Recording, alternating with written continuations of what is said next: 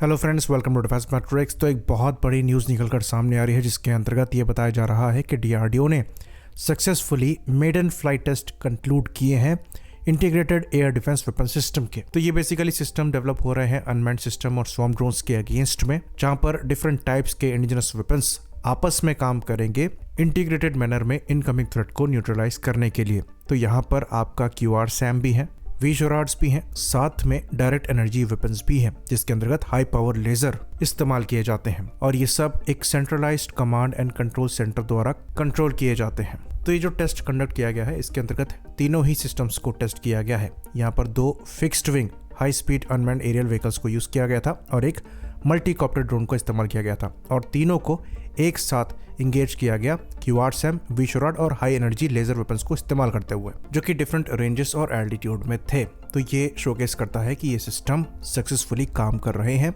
और एक साथ अगर ऐसे थ्रेट आ जाते हैं तो ये उनको इंगेज करने में सक्षम है। तो यहाँ पर जो सबसे अच्छी बात है वो ये है कि सारे के सारे सिस्टम इंडिजिनस हैं और आजकल जिस हिसाब से थ्रेट बढ़ रहा है अनमैन्ड सिस्टम का, उसके लिहाज से ये सिस्टम बहुत ज़्यादा क्रूशल हो जाते हैं और इसलिए हम कहेंगे कि ये बहुत इंपॉर्टेंट टेस्ट था। तो एक बहुत इंटरेस्टिंग चीज़ है जो आपको जानकर हैरानी होगी। तो आज से करीबन 5 साल पहले इंडिया द्वारा US से ऐसे सिस्टम्स को लेने पर विचार किया जा रहा था। इवन US ने integrated air defence weapon system की सेल को अप्रूव भी कर दिया था इंडिया के लिए, जिसमें करीबन 5 AN/MPQ-64FI सेंटिनल रडार सिस्टम लिए जाने थे, 108 AMRAAM मिसाइल ली जानी थी जो कि A120 C7 या C8 वर्जन होते, 3 आपके AMRAAM गाइडेंस सेक्शंस होते और 4 आपके AMRAAM कंट्रोल सेक्शंस होते। फिर 134 आपकी स्टिंगर मिसाइल होती जो कि वीशोराड कैटेगरी में आती। बाकी आपके लॉन्चर्स और टारगेटिंग सिस्टम वगैरह थे। तो ये सब हम पहले अमेरिका से लेने वाले थे और हो सकता है हमारे पास AMRAAM मिसाइल्स होती NASAMS के अंतर्गत।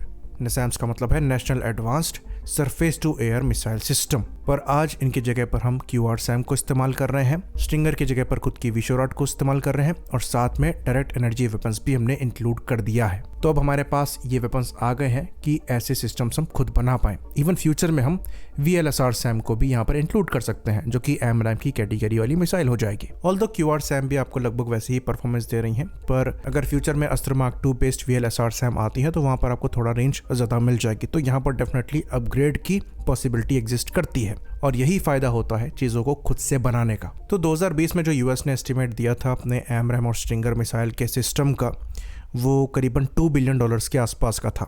तो ये उससे कॉस्ट इफेक्टिव भी पड़ेगा और ज़्यादा कैपेबल भी होगा क्योंकि यहाँ पर डायरेक्ट एनर्जी वेपन्स भी इंक्लूडेड है। तो ये फ़ायदा होता है आत्मनिर्भरता का। हाँ, समय यहाँ पर ज़्यादा ज़रूर लगा।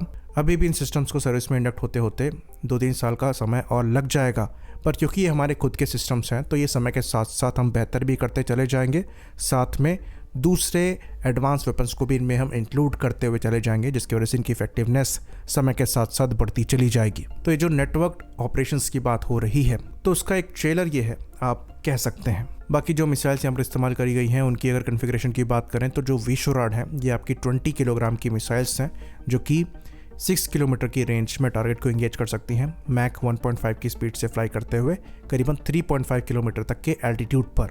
तो ये वीशोराड कैटेगरी में आती हैं और छोटे ड्रोन्स को इंगेज करने में सक्षम रहेंगी।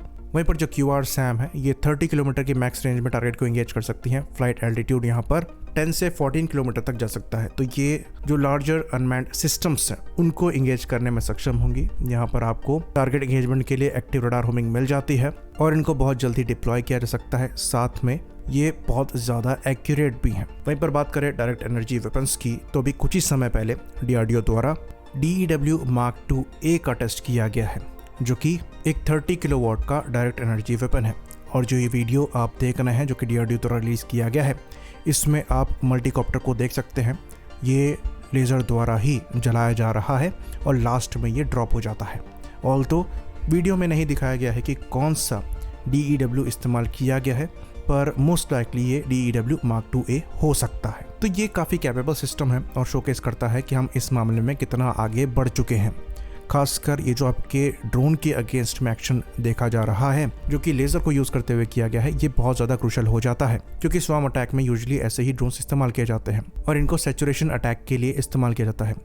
DEW को यूज़ करने का मतलब यहाँ पर है कि आप कॉस्ट इफेक्टिवली सॉल्यूशंस प्रोवाइड करा रहे हैं, जो कि आपके दूसरे एयर डिफेंस सिस्टम्स को बचाता है। तो ये एक बहुत बड़ा डेवलपमेंट है। शायद मेन स्ट्रीम मीडिया इसको इतना पिकअप ना करे, लेकिन ये बहुत ज़्यादा क्रूशल है। आई होप इन्फॉर्मेशन यहाँ पर क्लियर रही हो। इसी बात पर इस वीडियो को हम ख़त्म करेंगे।